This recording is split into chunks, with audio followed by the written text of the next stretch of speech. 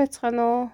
Цөмөрөө мянган бодлогын 2 дугаар хэсэг болох эхний 200 дахь бодлогын 1-ээс 10 дугаар бодлогын өмнөх өндөр бодсон. Одоо цөмөрөө 11 дугаар бодлогоос эхлээд үргэлжлүүлэн яах нь бодъё. За 11 дугаар бодлого маань y тэнцүү t квадрат x тэнцүү t дээр нэмэх нь 1 t-ийн тгээс их байх параметр хэлбэр өгсөн мөхөд ил хэлбэрийг олоорой гэж. За тэгвэл юу бол таарах нь? Y тэнцүү t квадрат x тэнцүү t дээр нэмэх нь яах нь 1 гэсэн ийм функц авах нь шүү дээ, тийм ээ. За энэ функц ил хэлбэрийг олохын тулд одоо цөмөр x-ээс t-гээ ялгачих. Тэгэхээр t тэнцүү x-ээс асах 1 болох нь олсныгаа дээдлийн тэгшүүлдэ орлуулчих тэгвэл. Тэгвэл y тэнцүү за t-гийн оронд бол хаалтаа нэлээ x-ээс асах 1-ийн яах нь квадрат бол таарах нь тийм ээ. За тэгэхдээ энд нөгөө нэг t-ийн тгээс их гэсэн юм байна шүү дээ. За тэр нөхцлөөс тооцъё. Тэгэхээр x дээр нэмэх нь биш. X-ээс асах нь 1 шүү дээ, тий. X-ээс асах нь 1 нь тгээс их буюу тэнцүү. Эндээс x нь хэдээс их вэ тэнцүү? 1-ээс их вэ тэнцүү. Тэгэхээр x нь 1-ээс их үе тэнцүү байхад ийм юмтай яах нь тэнцүү гэсэн ил хэлбэрийн параметр болж байна. За 12 дугаар бодлого харъя цөмрөө. 12 дугаар бодлого харъя цөмрөө.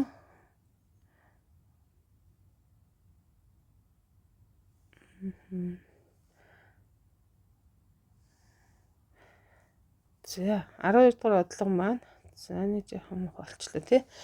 X тэнцүү a косинус t дээр нэмэх нь y тэнцүү b косинус яах нь b синус t t-ийн 0-2 п-ийн хооронд параметрийг илгэх гэсэн ил хэлбэрийн мөрийг олоорой гэж.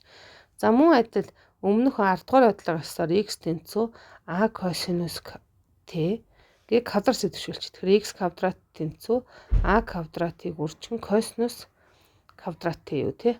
За y тэнцүү b синус квадрат t юм биш. За квадрат зэрэг дэвшүүлчихвэл тэгвэл юу бол таарах нь? Y тэнцүү y квадрат тэнцүү b квадрат дээр нэмэх нь энд буруучиж квадрат зэрэг дэвшүүлэхээс өмнө дэвшүүлсэн мэн тий. Синус квадрат t бол таарах нь.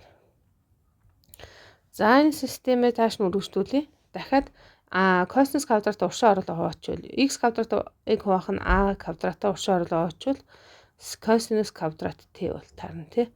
За y-гээ мөн адил y квадратыг хуваах нь b квадрат гэж биччихээд тэгвэл синус квадрат t болчихно. За энэ системээ доош нь яах нь нэмчээ.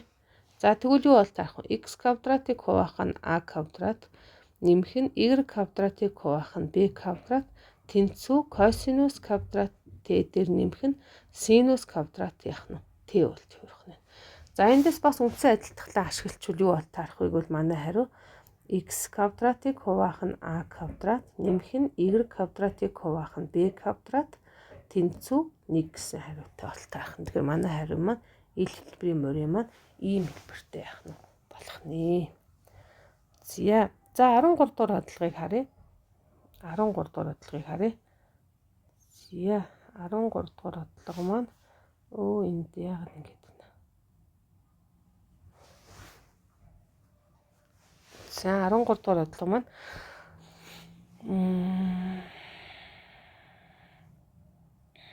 за y тэнцүү модуль дотор x-ээс хасах нь 1 модулаа хагаад хасах нь 1 функцийн энэ хэрчмээр хамгийн их ба хамгийн бага утгыг яагараа гэж олоорой гэж.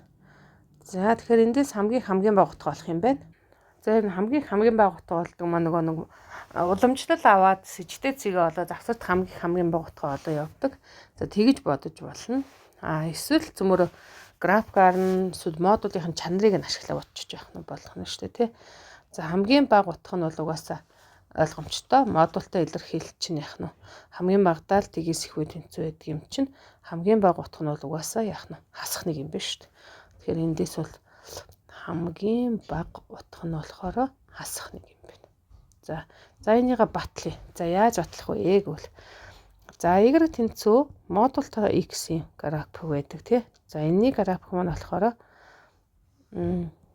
оройн тэг дээр байдаг нэмэх хасах нэг дээр яах нь 1 гэдэг утгыг авдаг.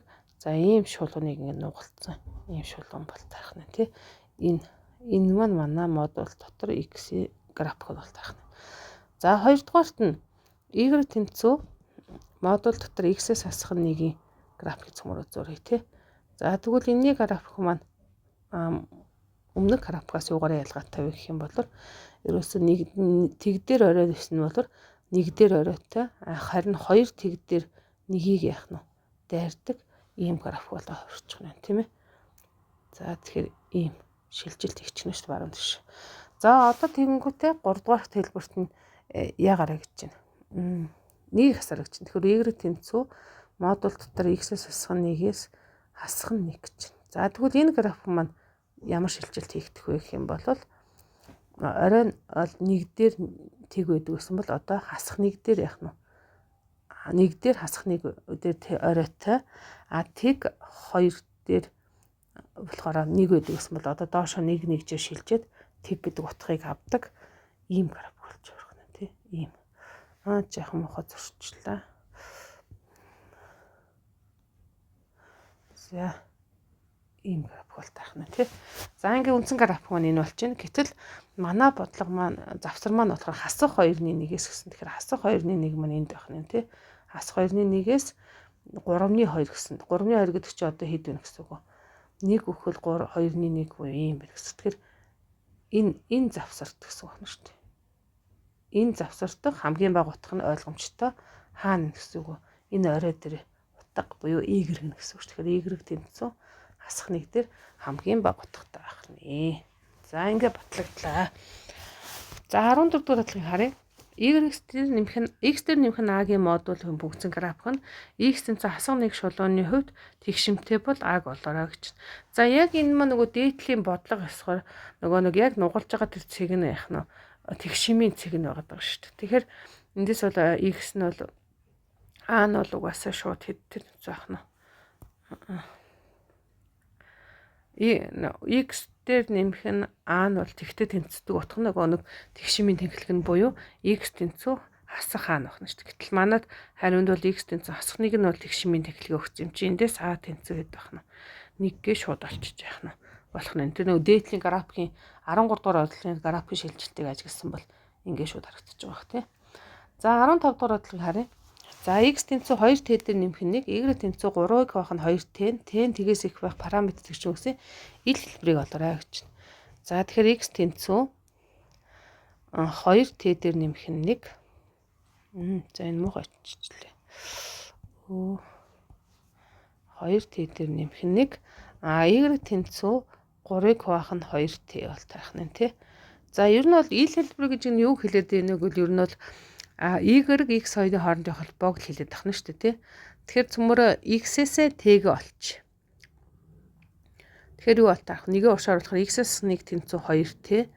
За энэний хоёрыг 2 төвчвөл x-ээс асах нэгийг хуваах нь 2 нь t юм байна тэнцүү. За энэ олсон x-ээ ийшээ аваад яах нь орлуулчих y-тэй.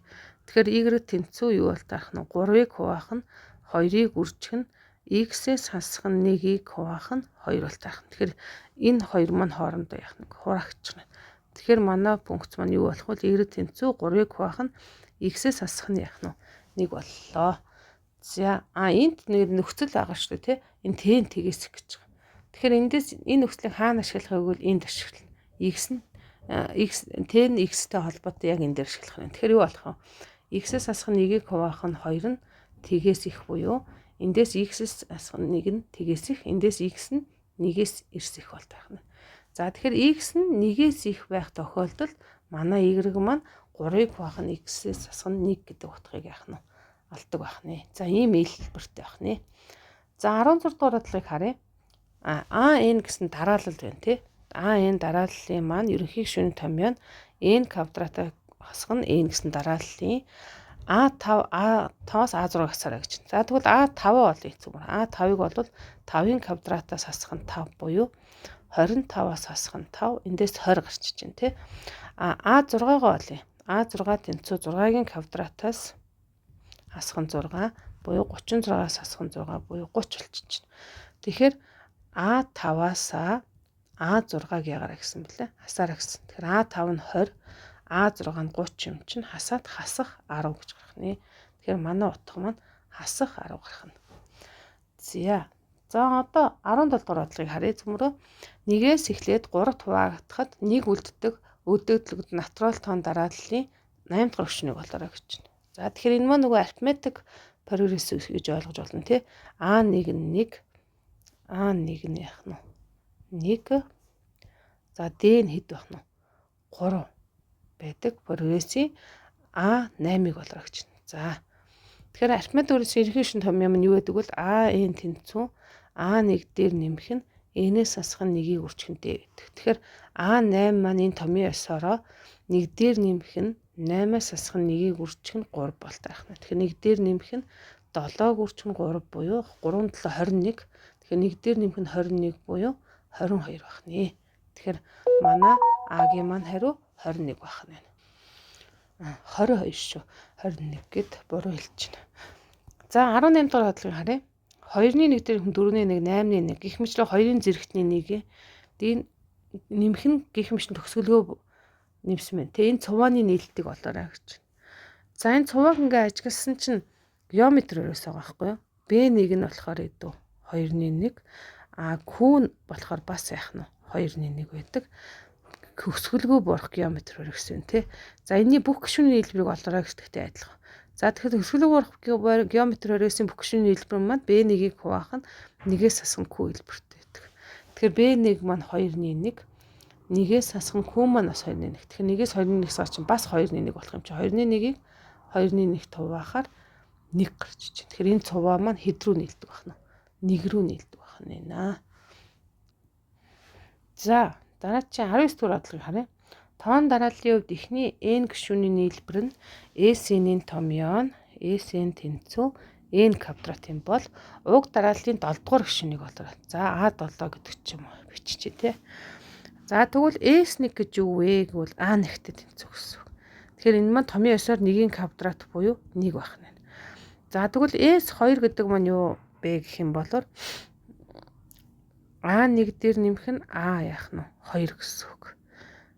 За энийг томьёо ёсоор орлуулах юм бол 2-ын квадрат буюу хэд бол тарна гэсэн үг.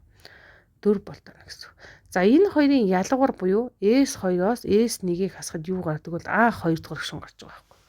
Яг энэ зарчмыг ашиглаад цөмөрөө A7-г олохын тулд S7-гоос S6-гаа цөмөр яах нь хасъя. За авчлаа. За S7 тэгвэл юу болох вэ гэвэл үзэлт S7 гэдэг маань томьёо ёсороо 7-гийн квадрат. S6 гэдэг маань болохоор яах нь 6-гийн квадрат. Тэгэхээр энэ маань 7-гийн квадратаас хасах нь 6-гийн квадрат буюу 49-өөс хасах нь 36 буюу 13. Энэ маань манай A7 байх нэ. A7. Тэгэхээр A7 маань 13 гарах нэ. Зээ. За одоо 20 дугаар бодлогоо харъя. За 20 дугаар бодлого маань за 1-ээс асах нь 2x-ийн 5 зэргийн бином задаргааны x-ийн 8 зэргийн өмнөх коэффициентийг олоорой гэж байна. За тэгэхээр 2 гишүүнд бином задаргааны ерөнхий гишүүний томьёо бол ерөөсөө T k дээр нэмэх нь 1 тэнцүү C n-ээс k үржих нь A-гийн n-ээс асах нь k зэрэг B-гийн k зэрэг хэлбэртэй байдаг. За тэгэхээр манай томьёонд орлуулъя. T k дээр нэмэх нь 1 тэнцүү C n гэдэг маань 5 тий k. За A гэдэг маань 1 5-аас асах нь k зэрэг үржих маань B гэдэг маань хасах 2x-ийн хэдэн k зэрэг байна. За эндээс яхан эмхтгэе бичвэл C5-аас k үржих нь нэгийн ямар зэрэгт маань нэг юм чинь өргөчий. Тэгэхээр 2k x-ийн k зэрэгт маань 1 x-ийн 8 зэргийн өмнөх коэффициенттэй нэг юмтай яах нь тэнцүү байх нь. Тэгэхээр эндээс юу авах вэ? X-тэй гишүүн маань энд k-д байгаа. Тэгэхээр k нь эндээс хэдгээ олчихоо. Шууд 8 гэ олчихно. K тэнцүү 8 гэ олчихно. За тэгвэл юу бол таарах нь вэ? K-ийн хоор 8 өгч. Тэгэхээр C5-аас 8-ыг үржих нь хасах 2-ын x-ийн 8 зэрэг болох нь. За C5-аас 8 чинь болохоор 8-ын факториалыг хуваах нь 3-ын факториал үржих нь 5-ын факториалыг үржих нь хасах 2 зэргийн хасах 2 гэдэг тооны 8 зэрэг үржих нь x-ийн 8 зэрэг болох нь шүү дээ. За энд 8 зэрэг маань 5-ын 3 факториалтай хураагдахаар чинь юу болох вэ гэвэл 8 7 6-ыг хуваах нь 3-ын квадрат маань 6 шүү дээ. За үржих нь 2-ын 8 зэрэг чинь нэмэгт за хэд үү? 256 юу тий? 256. 256-г үржих нь x-ийн 8 зэрэгчтэй тий? 8 зэрэгт.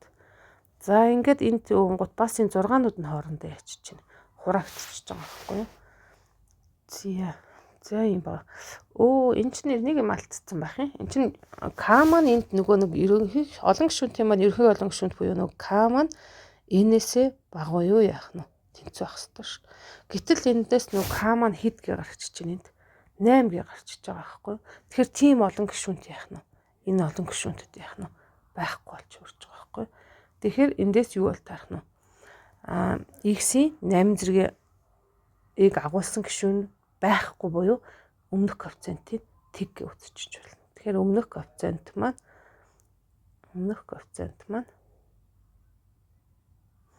тэг байх нэ гэж. Ийм олон гишүүнт ийм гишүүн яах нь байхгүй байх нь шүү дээ. За 21-р хадлага харъя. X нь дээр нэмэх нэгийг язгуурдаар оруулсан. X нь хас нэгээс их тоо. Тэгвэл энд функцийг x-ийн 3 зэрэг хүртэл цумаанд ягараа гэж задлаарай гэж. За тэгэхээр дээдлийн бодлогоо эсвэл бол бином задлагын задлсан гэж үзэх юм бол ямар юм байдаг юм бэх юм бол x дээр нэмэх нэгийн n зэргийг бином задлагын задлагтаа хичнээн өмнөх коэффициент cn-ээс тгийг үржих нь x-ийн n зэрэг нэмэх нь cn-ээс нэгийг үржих нь x-ийн n-ээс хасах нь 1 зэрэг энд бороо бичиж чинь тийм ээ. За арилгаадах юм. X маань биш нэгийн явна шүү дээ. Нэгийн n зэрэг энд үржих нэгийн n-ээс хасах 1 зэрэг үржих нь x-ийн 1 зэрэг. За нэмэх нь x-ийн яах нь cn-ээс 2-ын үржих нь нэгийн n-ээс хасах нь 2 зэрэг үржих нь x-ийн квадрат. За нэмэх нь cn-ээс 3-ыг үржих нь x-ийн нэгийн n-ээс хасах нь 3 зэрэг үржих нь x-ийн 3 зэрэг. Нэмэх нь гих мэтлэн ингээд нэмэгдээ задраад явна гэсэн. За нөгөө 3 зэрэг хүртэл задлаараа гэсэн болохоор ингээ орхичих зөмөрөө тий. За одоо тэгвэл манай бодлого ёсоор энэ маань юу бол тарах вэ гэх юм бол 1 дээр нэмэх нь x-ийн 2-ны 1 зэрэг тэнцүү c юу бол тарах нь c. За энийг задлж байгаа эхлэе үзье. За ажигнах юу яч эхлээд бүр c-ийнхээ за зүгээр энэ цуваагаа өргөжлүүлэл c-ээс тэг гэдэг маань бол 1 гэдэг тоо тэнцүү. За энэ маань бол 1 байна шүү дээ тий. За харин cn-ээс 1 гэдэг маань болохоор яах нь n-тэй яах нь тэнцүү. cn-ээс 2 гэдэг маань n-ийг үржих нь n-ээс хасах нь 1-ийг хуваах нь 2-той тэнцүү. cn-ээс 3 гэдэг маань n-ийг үржих нь n-ээс хасах нь 1 үржих нь n-ээс хасах нь 2-ыг хуваах нь 3-ын факториал буюу 6-тай яах нь тэнцүү байдаг тий. Энийг үржих нь 1 нэмэх нь үржих нь x-ийн 1 зэрэг нэмэх нь үржих нь x-ийн квадрат нэмэх нь үржих нь x-ийн куб нэмэх нь гэх мэттэй. За ингэж задардаг гэж задлчвал арай яах нь хялбар бол таар чинь тий. За одоо цөмөр орлуулъя. За яаж орлуулах вэ гэх юм бол одоо манай 1 дээр нэмэх нь x-ийн 2-ны 1 зэрэг гэхээр n маань яах нь 2-ны 1 болчих чинь тий. За задлуул 1 дээр нэмэх нь n-ийн оронд 2-ны 1-гээ тавь. 2-ны 1-ийг үржих нь x. Нэмэх нь 2-ны 1-ийг үржих нь 2-ны 1-ээс хасах нь 1 хуваах нь 2. Үржих нь x квадрат. Нэмэх нь 2-ны 1-ийг үржих нь 2-ны 1-ээс хасах нь 1. Үржих нь 2-ны 1-ээс хасах нь 2. Хуваах нь 6. Үржих нь x куб. Нэмэх нь гэх мэтлэн нэмэх нь тий. За 1 дээр нэмэх нь 2-ны 1x. За энд болохоор юу байх вэ гэвэл 1-ээс 2-ны 1-ээс хасах 2-ны 1 уртшаага үржихэд 4-ны 1 дахиад 2-т байхаар хасах 8-ны 1 болчихно. Тэгэхээр энэ тэмдэг маань хасах 8-ны 1x-ийн яах нь квадрат болчихно. За дараачихын мөн адил задлыг цөмөрөө. За энд бол хасах 2-ны 1 үржихээр хасах 4-ны 1. За энд болохоор яах нь хасах 2-ны 3 юм бэ тий. Тэгэхээр хасах нэмэх бол чинь 8-ны 3 6-тай хуваачи нэмэх 16-ны 1x-ийн куб үү тий нэмэх нь гэх мэтлээ ингээд нэмэх нь явах. За ингэж цуваад яах нь задлах нэ. За цөмрөө цаашаа явах уу. За 21-ийг жоохон дээш нь татчих. 21-ийг дээш нь татаад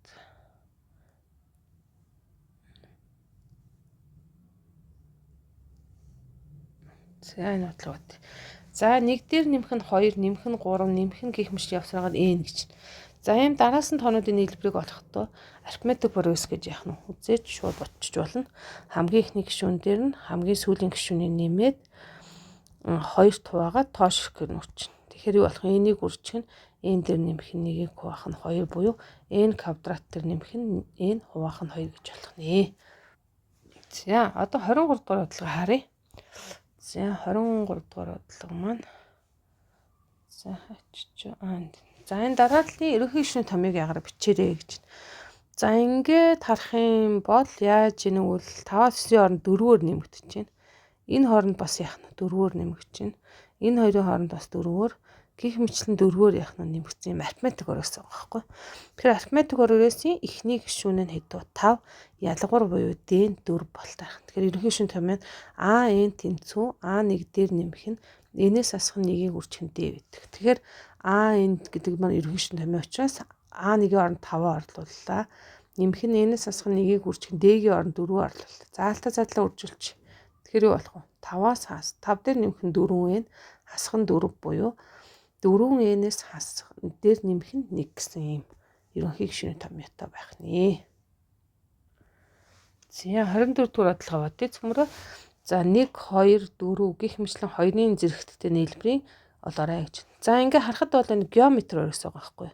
B1 нь хэд вэ? 1 Q нь болохоор яах нь 2 байдаг. Энэ геометри өрөөсийн. За энэ зэрэгтээс нь харах юм бол n-ээс асах 1 зэрэг. Тэгэхээр n-ээс асах 1 гишүүн юм гэхээр энэ 1 байгаа учраас нийлэхээр n ширхэг гишүүн байгаа байхгүй. n ширхэг гишүүн. За тэгэхээр юу бол тарах нь энэ геометри прогрессын эхний n ширхэг гишүүний нийлбэрийг ягараа олоорой гэсэн бол тарах нь. За тэгвэл геометри прогрессын S-ийн томьёо чинь B1-ийг үржих нь 1-ээс асах нь Q-гийн n зэрэг хуваах нь 1-ээс асах нь Q гэдэг томьёотой гэдэг тий. За B1 чинь тэгвэл 1 болно.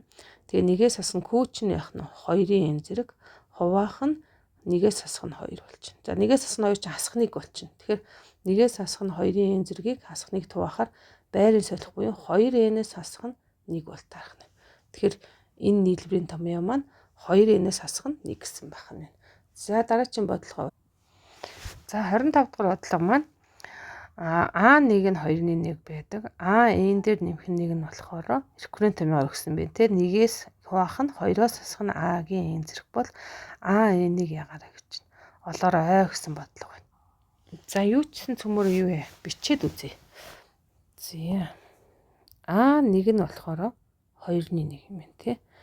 За A2-ыг олохдоо яаж болох вэ? Рекуррент томьёогоор A1 дээр нэмэх нь 1 буюу 1-ийг хуваах нь 2-ыг 2-оос хасах нь A1 буюу 1-ийг хуваах нь 2-ыг 2-оос хасах нь 2-ны 1. 2-оос 2-ны 1 хасахаар 1-ийг хуваах нь ижил хөрөхөөр 3-ыг хуваах нь 2 буюу 3-ны 2 болчихлоо. За A1 нь 2-ны 1, A2 нь 3-ны 2 болчихсон шүү. За A3 олъё. A3 гэдэг маань 1-ийг хуваах нь A2-оос асах нь A2 болчихно. Тэгэхээр 1-ийг хуваах нь 2-оос асах нь 3-ны 2 буюу ижил хуваар 3 охир чинь 6-аас 2 4 болчих юм тий. Тэгэхээр 1-ийг хуваах нь 4-ийг хуваах нь 3 буюу 4-ний 3 болчихлоо. За энд нэг ажиглагдаад ах шиг юм тий. Хөртүр нь болохоор энэ гишүүнийхээ дугаартаа 1 үйл 1 байгаад 2 үйл 2 байгаад 3 байвал 3 байна тий. Харин хуваар нь болохоор хөртүрээсээ 8 дугаараасаа 1-ээр ил байх шиг. За тэгвэл A4 бас бичээд үзье. A4 гэдэг чинь 1-ийг хуваах нь 2-оос хасах нь юу бол тарах нь A3 буюу 1-ийг хуваах нь 2-оос хасах нь A3 чинь хэд 4-ний 3 ижил хуваар 4-өөр 4 2-ын 8 8-аас 1-ээс 5 буюу 1-ийг хуваах нь 4-ний 5 буюу 5-ны 4 хэлбэртэй. За ингээд бидний таамаг бол батлагдчихэв тий. За одоо цөмөрөө тэгвэл энэ индукцийн зарчмаар батлая. Таамаг л төвшүүлээ. За тэгэхээр энэ суурьуд бол үнэн байгаад байна тий. Суурьуд үнэн тэгвэл таамаглаад цөмөрөө А N тэнцүү N-ийг хуваах нь N дээр нэмэх нь 1 G гэвч тий. G. За одоо тэгвэл энэ суурьа яах нь дараагийн алхамд нь батлана. За тэгвэл А N дээр нэмэх нь 1 тэнцүү. Нэгийг хуваах нь 2-оос хасах нь А N буюу за таамаглаа ашиглая. Хуваах нь 2-оос хасах нь N-ийг хуваах нь N дээр нэмэх нь 1 гэж үзье. За тэгвэл жижиг төөрөхөр нэгийг хуваах нь 2N дээр нэмэх нь 2 хасах нь N хуваах нь N дээр нэмэх нь 1 буюу хураагдаад нэгийг хуваах нь N дээр нэмэх нь 2-ыг хуваах нь N дээр нэмэх нь 1 болох нь тий. За байр нь солигдоод N дээр нэмэх нь 1-ийг хуваах нь N дээр нэмэх нь 2. За ингээд яг бидний таамаг таталч тий. Хуваар нь бол яах нь дугаартайгаа тэнцүү. Харин хүртүүр нь бол дугаартайгаа тэнцүү. Хуваар нь бол 1-ээр илүү болтой. Тэгэхээр эндээс бидний таамаг л яах нь батлагдсан учраас индукцийн зарчмаар батлагдлаа шүү дээ. Тэгэхээр А N-ийн томьёо нь болох юу вэ гэвэл N-ийг хуваах нь N дээр нэмэх нь 1 гэсэн ийм томьёотой байх нэ. За энэ манай хариу болох нэ. За дараагийн 26 дугаар баталгаа маань. За энэ баг шүү тий. За ийм хаалтнуудын үр дүрийн утгыг олоорой гэж байна. За эндээс ингээ ажиллах юм бол нөгөө 7 томьёо байна шүү дээ тий. Ямар 7 томьёог бол нөгөө А квадратаас хасах нь B квадратын томьёо чинь А-гаас хасах нь B, А дээр нэмэх нь B гэсэн томьёо задардаг тий. Ийм томьёонууд. Тэгэхээр энэ 1 гэдэг маань бүгд 1-ийн квадрат байх шүү дээ тий. За тэгээд юу бол тарах вэ гэвэл 1-ээс хасах нь 2-ны 1. 1 дээр нэмэх нь 2-ны 1 гэж задрах нь. Дараагийн алт маань 1-дээс хасах нь 3-ны 1. 1 дээр нэмэх нь 3-ны яах нь 1. За дараагийн алт маань 1-ээс хасах нь 4-ны 1.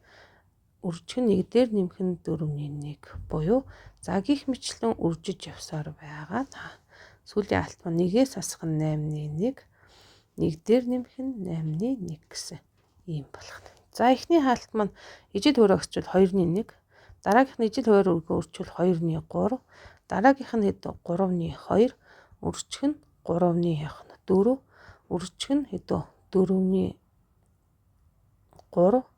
Үржих нь 4-ний 5 гих мэтлэн үржих нь ингээ үржих нь хэд байх нь 8-ны 7 үржих нь 8-ны 9 бол тарах нь тий. За эндээс ажиглал юу бол таарж өгнөг бол нөгөө нэг хоёр хаалтны маань яг нөгөө нэг хасах нэмэгтэй хаалт маань хасахтай хаалтайгаа шууд устчихна. Одоо жишээ нь энэ хоёр маань хоорондоо хураагдчихна гэсэн үг шүү дээ. Нэмэгтэй хаалт маань хасахтай хаалттайгаа шууд хураагдчихна. Энэ маань ч гэсэн хойдлынхаа хасахтай хаалттайгаа устна. Өөрөөр хэлбэл нэмэгтэй энэ хасахтай хаалт маань уртлынхаа нэмэгтэй хаалттай устчихна. Тэгэхээр устж явсараа юу үлдгвэл хоёр захын хаалтын үржир буюу 2-ны 1-ийг үржих нь 8-ны 1 буюу 16 биш 8-ны 9 шүү дээ тий. 16-ны яах нь 9 гэдэг хариу гарах нэ 26 дугаар бодлого энэ. За манай хариу энэ байна. За дараач нь 27 дугаар бодлого харъя. Энэ хавтгай нормал тэгшлийг бичээрэй гэж. За тэгэхээр огторгууд хавтгай нормал тэгшил маань алийг хэлдэг бол ерөөсөө л амархан x, y, z-ийн өмнөх коэффициентуудыг авчдаг. Тэгэхээр нормал вектор нь ерөөсөө 2 1 хасах 1 бол таах. За ингээл манай хариу энэ байна. За 28 дугаар бодлого харъя. 28 дугаар бодлого маань энэ шулууны чиглүүлэгч векторыг батлах гэж. За чиглүүлэгч вектор муу адилхан аюу амарх. Энэ ийм хялбар тэгшил өгсөн болоор хуваарийг авчдаг тий. Тэгэхээр чиглүүлэгч вектор b векторыг тэмдэглэжээ. 2 3 хасах 1 байх нь. За ингээ манай хариу маань ийм амархан гараад ирлээ тий. За 29 дугаар бодлогыг харъя. Энэ шулуун ба энэ шулуун гэж хоёр шулуун байна. За нэг нь ийм шулуун юм байна. За нөгөөх нь ийм шулуун юм байна тий. За хооронд үүсгэх өнцгийг ягараа гэж олоорой гэсэн бодлого байна тий.